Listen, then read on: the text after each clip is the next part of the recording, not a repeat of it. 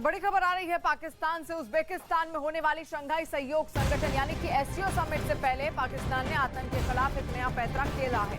खबर है कि पाकिस्तान सरकार ने अफगानिस्तान की तालिबान सरकार को चिट्ठी लिखकर आतंकी संगठन जैश ए मोहम्मद के सरगना मसूद अजहर को तुरंत गिरफ्तार करने की मांग की है। इस चिट्ठी में पाकिस्तान ने मसूद अजहर के ठिकानों की जानकारी भी दी है। पाकिस्तान की इस चिट्ठी को उज्बेकिस्तान में होने वाली एससीओ समिट से पहले उसका नया पैंतरा माना जा रहा है, जिसके जरिए वो एफएटीएफ की ग्रे लिस्ट से निकलने की फिराक में है। हालांकि अफगानिस्तान की तालिबान सरकार ने पाकिस्तान की ओर से इस तरह की कोई भी चिट्ठी मिलने से साफ इंकार कर दिया है।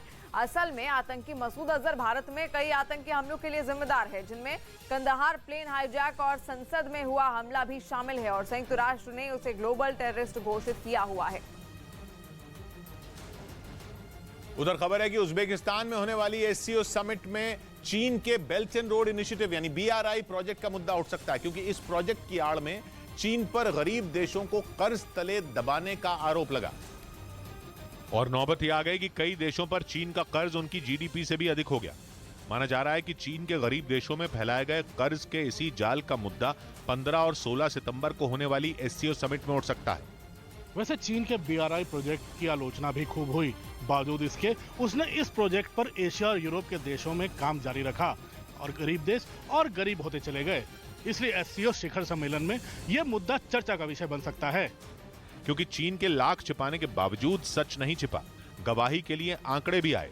फोर्ब्स की रिपोर्ट में दावा किया गया कि चीन के बेल्ट एंड रोड इनिशिएटिव यानी बीआरआई प्रोजेक्ट की वजह से दुनिया के 97 देश कर्ज में डूब गए हैं, जिनमें ज्यादातर देश अफ्रीकी महाद्वीप के हैं। इसके अलावा कुछ देश मध्य एशिया और दक्षिण पूर्व एशिया के भी हैं।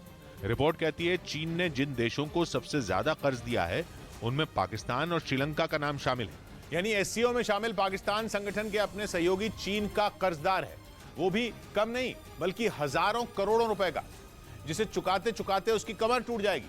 वैसे जानकार मानते हैं कि बीआरआई प्रोजेक्ट के पीछे चीन की नीयत ठीक नहीं थी, जिसका सबूत है करीब करीब कंगाल हो चुका श्रीलंका और आर्थिक संकट से जूझ रहा पाकिस्तान। श्रीलंका की हालत चीख चीख कर दुनिया को बता रही है कि चीन ने कर्ज की आड़ में वहां कितनी लूट खसोट मचाई। रही बात पाकिस्तान की, तो वो भी दुनिया के आगे भीख मांगने को मजबूर है, क्योंकि फोर्ब्स की रिपोर्ट में दावा किया गया कि चीन ने पाकिस्तान को $77 बिलियन यानी भारतीय रुपयों में 61 लाख करोड़ रुपए से ज्यादा का कर्ज दिया है।